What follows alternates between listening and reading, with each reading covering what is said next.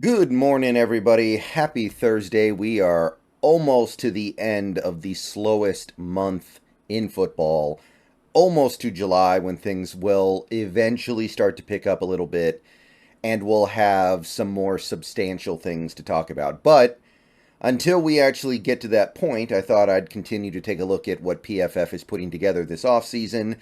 And they did indeed go ahead and publish more of these positional group rankings articles. So they have two more. They have the one we're going to look at in this video, and then we're going to do another video to take a look at their last one, probably tomorrow. But this one is the running back room, and this is kind of fun because me and the stream put together our running back room tiers on stream a couple weeks ago, I think, and we had a lot of fun doing it. We put a lot of thought into it. So now we get to kind of compare.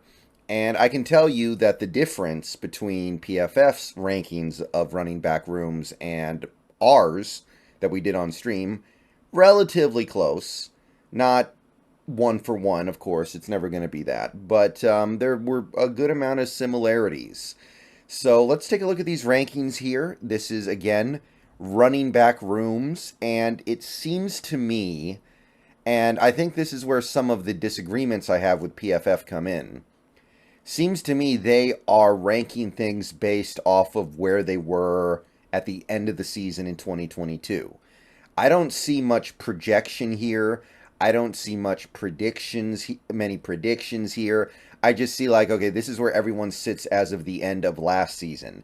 Not this is where we feel like things will be for this season, which I don't know. That's not nearly as useful, right? We're trying to rank 2023 running back rooms, and I'll give you an example of that. So you go through the list. They got the 49ers first. They've got Atlanta second. You might remember that I had Atlanta first, actually. They were my favorite running back room, so pretty close there. They got the Browns third. They got the Titans fourth, and that was kind of my first major divergence here. Obviously, the Titans rank really high because they have Derrick Henry, and Derrick Henry is really good, but at the same time, Derrick Henry's been in the league a long time. He's getting older. He's got a lot of miles on him. He already had a season a couple years ago where he missed about half the games. So I don't think Derrick Henry is the kind of running back at this point that you can say he single-handedly makes you a top four running back room. So I don't know. That one to me is a little bit questionable, and that's what I mean when I say I feel like PFF is talking about what was rather than what will be, and that's where some of these disagreements come in. Nevertheless, if you scroll through the list a little bit, you can see where the Seahawks rank. They are somewhere between above average and good when it comes to ranking running back rooms. They are 12th, so just outside the top 10, in between the Baltimore Ravens and the Houston Texans. If you read the blurb, K9's 84.8 PFF rushing grade last season was tied for second best among rookies. They said more nice things about K9. And then they also mentioned Charbonnet with the many great grades he earned when he was in college football from PFF. So they like our running back room. And I'm guessing, and I can only assume that when they put together this ranking, for pretty much any team, by the way, not just the Seahawks, they are primarily just looking at the top two because most of the time it's the top two that's going to matter. So a guy like a DJ Dallas, a guy like Kenny McIntosh is not going to factor in here. When I did my evaluations, I tried to factor in all the running backs on a team, at least three, possibly four, because with the way the NFL is, I do feel like that third running back really matters these days. So that's probably part of it as well. When we did our rankings, I thought the Seahawks running back room was top 10, but kind of in the bottom end of the top 10, like maybe 8th or ninth. So this is relatively close. This is not a huge difference between what I had. Little bit of a difference.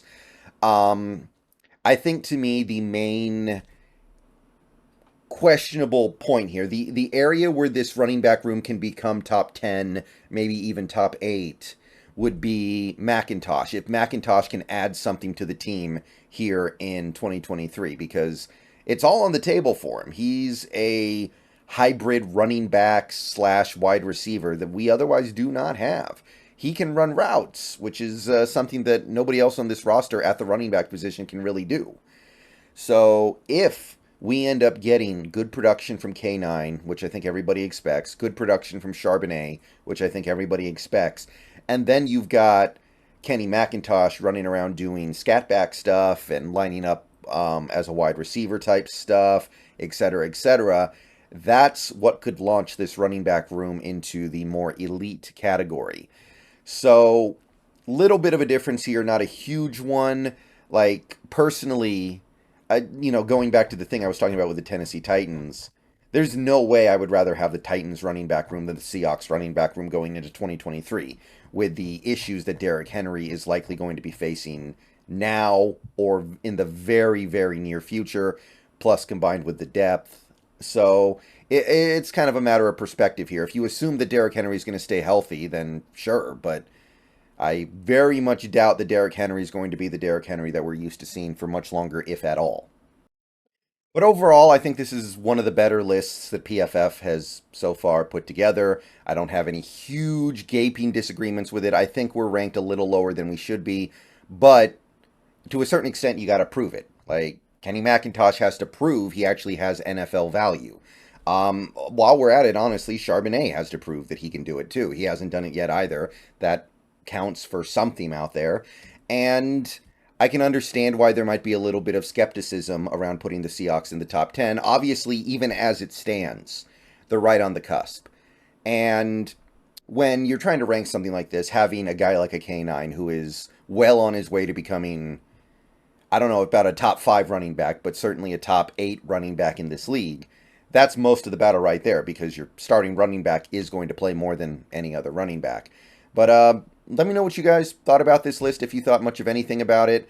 There's nothing, I think, hugely objectionable. I did notice they were pretty rough on the Broncos because of the Javonte Williams injury, which is fair, but I actually thought Denver had a slightly better than average running back room. The Eagles being so low is kind of interesting, right? Because you know those guys are going to be more effective than 22nd on this list, even though their talent level may not actually fully justify that. So that's one of those things where it's tough to separate the player from the system. So yeah, let me know what you guys think about this. I think this is the one where there's really not much to say other than, yeah, I think PFF has their finger on the pulse pretty well. Washington is maybe the one team that seems way underrated here. I think Washington's got to be at least, they got to be at least close to the middle, I think. They've got 3 semi-interesting guys in that backfield to me, so I don't really know how I feel about this ranking. 27th out of 32 teams. That's like saying they're downright terrible. But, yeah, I guess that's really all there is to say about it. So what do you guys think? So, again, tell me what you guys think about our running back room.